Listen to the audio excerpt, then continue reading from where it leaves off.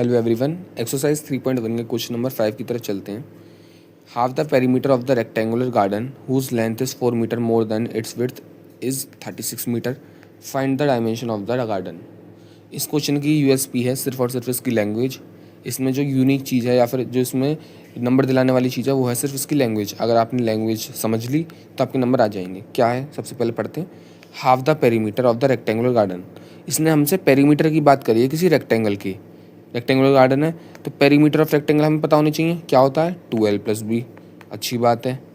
इसने क्या कही? Half the perimeter. तो मतलब जो भी हमारा मान लीजिए पेरीमीटर आया है तो हमें इसे आधा करना पड़ेगा। हाफ द पेरीमीटर अपॉन 2 करा तो हमारे पास आंसर क्या आया? l+b। तो मतलब हमें l+b की वैल्यू क्या दे रखी है? Half the perimeter of the rectangular garden. आप कहेंगे कि गार्डन के बाद तो कुछ है ही नहीं, कोई वैल्यू होनी चाहिए थी। तो इन क्वेश्चन में यही होता है कि वैल्यू थोड़ा सा आगे छोड़ कर दी जाती है। तो इसके बाद देखिए इस कहाँ पर लिखा है, तो आपको दिख रहा है इस 36 मीटर, तो ये इसकी वैल्यू है 36 मीटर।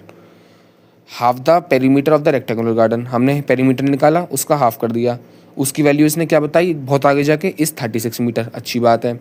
और हमें एक बात और बताई कि whose length is 4 metre more than its width. मतलब ये कहिए कि जो उसकी लेंथ है वो क्या है? विड्थ से, मतलब बी मान लीजिए बी से भी 4 ज़्यादा है। जो लेंथ है वो बी से भी 4 ज़्यादा है। तो हमें एक इक्वेशन ये दे दी, एक इक्वेशन हमें ये दे दी 1 2। हमारे पास दो वेरिएबल हैं एल और बी, और दो इक्वेशन है पहली और दूसरी।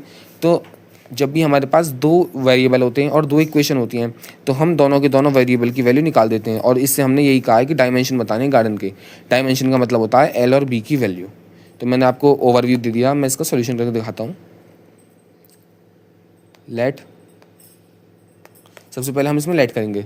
अब मैथ का बहुत छोटा सा रूल है कि हम लेट कैसे करते हैं, जिसे हमें पता करना होता है। तो फाइंड में जाइए, फाइंड में हमें क्या पता करना है? डायमेंशंस। डायमेंशन का मतलब क्या होता है? लेंथ और विड्थ।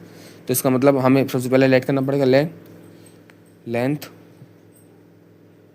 ऑफ रेक्टेंगल, मैं इसे कैपिटल एल मान लेता हूँ। इसी तरीके से विड्थ ऑफ रेक्टेंगल, मैंने इसे बी मान लिया। तो हमारे पास एल और बी आ गया। इम्प्लाइज दैट, अब हमें पेरीमीटर के बारे में बात कर रहा है। माना कि हाफ ऑफ पेरीमीटर के बारे में बात कर रहे हैं, लेकिन पेरीमीटर के बारे में तो पूछ रहा है। तो इसका पेरीमीटर क्या होता है ये आपको याद होना चाहिए कि कोई भी रेक्टेंगल का पेरीमीटर होता है वो होता है 2 मल्टीप्लाई में l+b लेंथ प्लस ब्रेथ। तो हाफ ऑफ पेरीमीटर क्या हो गया?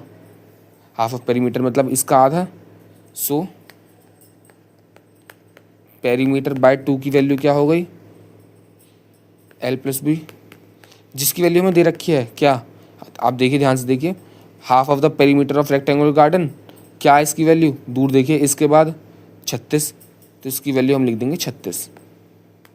तो या फिर एक काम कर सकते हैं, नीचे अलग से लिख दीजिए l+b बराबर 36। आपने पूरी जानकारी दे दी है इस क्वेश्चन में। इसके बाद हम क्या करेंगे? हमारे पास दूसरी इक्वेशन भी दे रखी है। हमारे पास दो इन्फॉर्मेशन होती हैं। पहले इन्फॉर्मेशन कि जो लेंथ प्लस विड्थ है वो 36 के बराबर है, और जो लेंथ है, length is 4 more than width. तो मैं आपको बता देता हूँ, यहाँ पर बच्चे कन्फ्यूज़ होते हैं कि l+4 करें या फिर w+4 करें। ऐसे क्वेश्चन में जिसमें कहा जाता है कि ये इससे ज़्यादा है, तो आप क्या करें? Length is 4 more than width, length 4 बड़ी है। तो आप कोई भी दो नंबर मारिए जो एक दूसरे के 4 से डिफरेंस में हो। मान लीजिए आप कहेंगे कि जो 7 है वो 3 बड़ा है 4 से। जो 7 है वो 3 बड़ा है 4 से, ठीक है? तो आप बताइए 3 यहाँ पे लगाएंगे या फिर 4 के पास लगाएंगे? बहुत सिंपल सी बात है कि छोटी वैल्यू के पास लगाएंगे। इसी तरीके से जो लेंथ है वो बराबर है length equal to width plus 4। तो बहुत सिंपल सी बात है। और यहाँ पर केस 2 क्या दे रखा है? ऊपर आप केस 1 लिख सकते हैं कि जो लेंथ है वो विड्थ में भी 4 ज़्यादा है। 4 ज़्यादा ये यस। तो हमारे पास इक्वेशन 2 आ गई। अब हमारे पास क्या तरीका है सॉल्व करने का? Find the dimension of the garden. तो यहाँ पर हम कैसे निकालेंगे? मैं इसे सब्स्टिट्यूशन मेथड से करना चाहूँगा। इसमें आपको दे रखी है एल की वैल्यू दे रखी है, एल की वैल्यू ये है। तो अब मैं इस वैल्यू को यहाँ पर उठाकर डाल दूंगा एल में। तो हमारे पास क्या फ़ायदा होगा कि यहाँ पर हमारे पास सिर्फ और सिर्फ बी में एक इक्वेशन आ जाएगी, और सिंगल वेरिएबल में एक बार में सॉल्व हो जाता है। तो आपको बस क्या करना है, इसे पुट कर देना है इक्वेशन 1। पुट एल बराबर b+4, हमें इसकी वैल्यू एल बराबर बी प्लस 4 इन 1। हमें एल की वैल्यू पहली इक्वेशन में डाल देनी है। तो पहली इक्वेशन क्या है हमारी, एल प्लस बी। तो एल की वैल्यू क्या है, बी प्लस 4। तो यहाँ पर एक तरीके से देखिए, मैंने लिखा एल प्लस बी, यही तो हमारी इक्वेशन है, एल प्लस बी बराबर 36।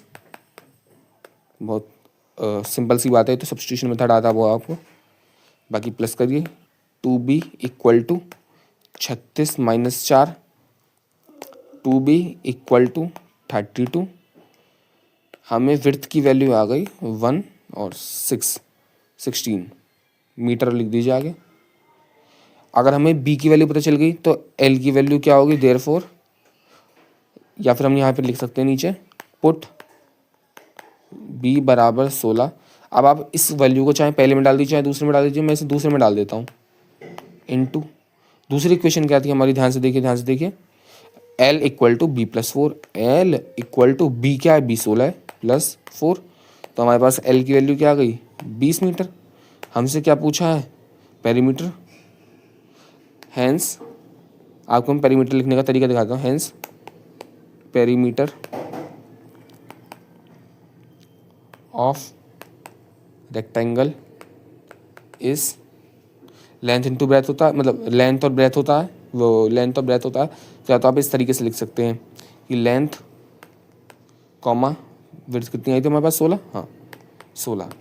तो आप यहाँ पर इस तरीके से ख़त्म कर सकते हैं कि इसकी पेरीमीटर है, या फिर कई जगह ऐसे लिख देते हैं 20 क्रॉस 16 में मल्टीप्लाई नहीं है, क्रॉस है।